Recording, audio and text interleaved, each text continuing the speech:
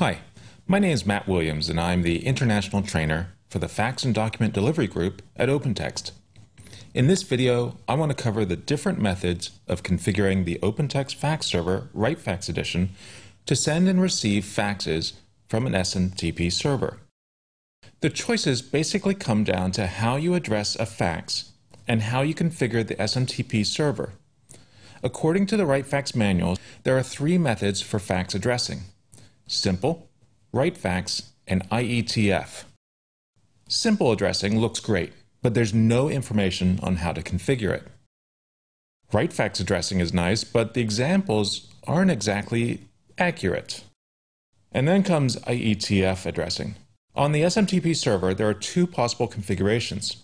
You could have all the faxes sent to a single email account and specify that account on the to line in your email client, or you could have the faxes sent to a domain and not include any specific account on the to line, just the domain. If you go with the specific account option, you have to use RightFax addressing. If you opt for the domain option, then all three addressing choices will work. Okay, so let's take a look at how to configure each of these schemes. The first one I want to go over is RightFax addressing. The reason is that this can go to an account at a domain and is the easiest to configure. So my emails will be sent to a fax@domain.com, and then the RightFax will forward that on as a fax. Actually, in my case, they're going to be sent to fax@m.otex.train. Although Microsoft Windows has come with an SMTP server for many versions, I prefer to use HMail for an SMTP server.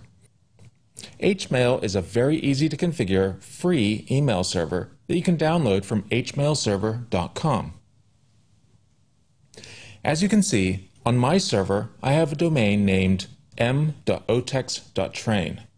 The reason I did this was to differentiate from the otex.train mail domain that's used for Exchange on my servers. m.otex.train has an account for each of my email users, and I can configure a new account for the fax user.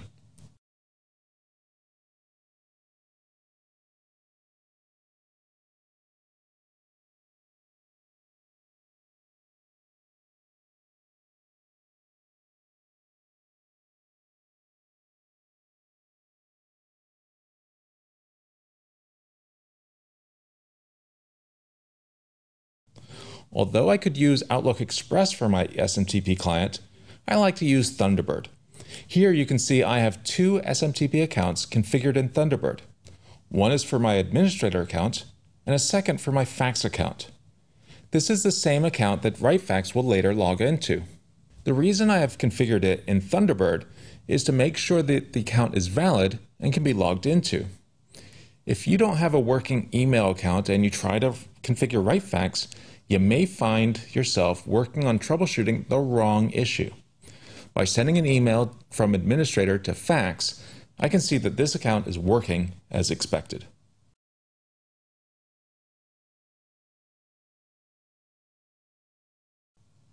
Now I can open the fax server and configure the SMTP gateway. This server has a basic install of RightFax 9.4 using the evaluation license.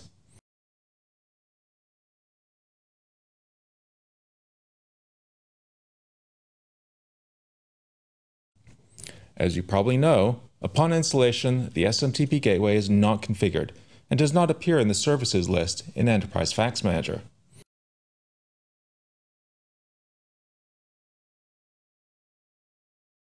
I can add it from the Windows control panel.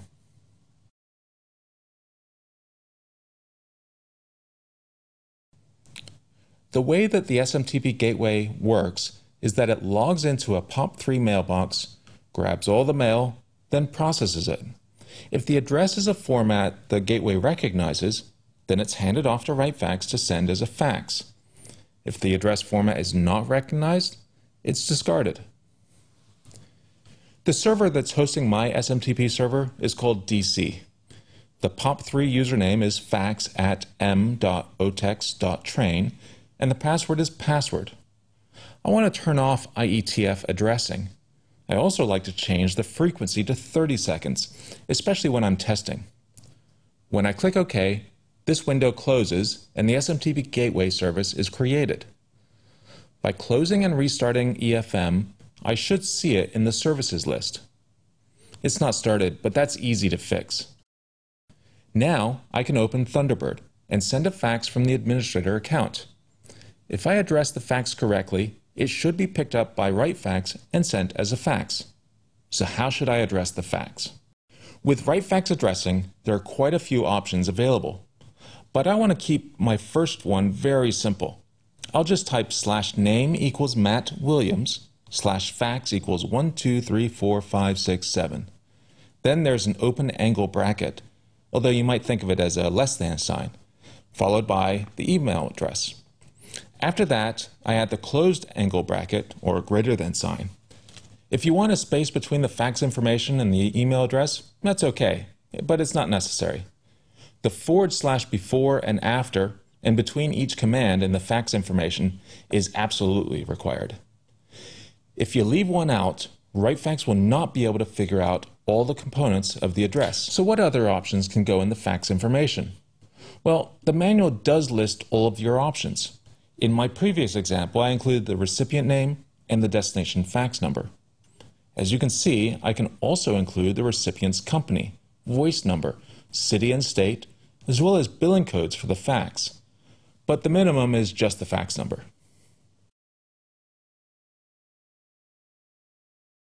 If I want to leave out the specific email account from the address line, I have some more options for the fax information portion of the address.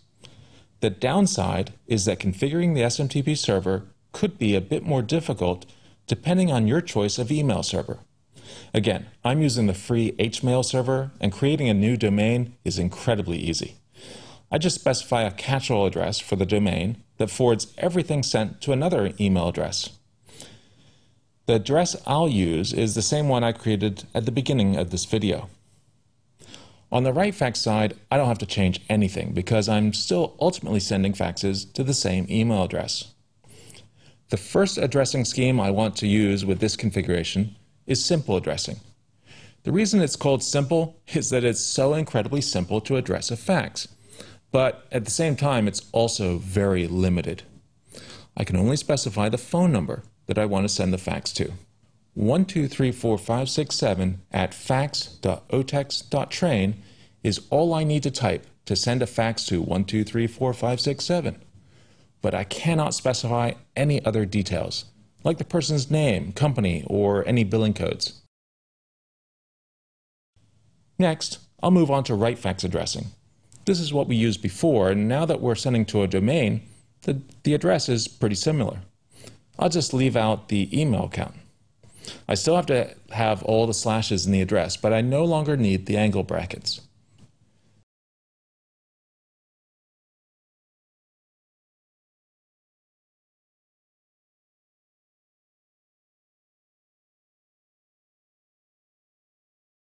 The final choice is IETF addressing.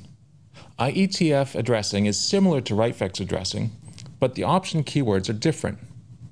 Here in the chart, you can see what the different keywords are. The angle brackets and the slash at the beginning and the end are not needed.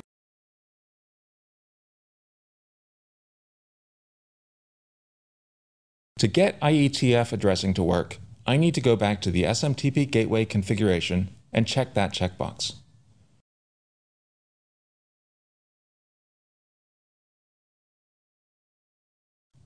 To send my fax to Matt Williams at fax number 1234567, I need to type /fax equals 1234567/pn equals matt.williams at fax.otex.train.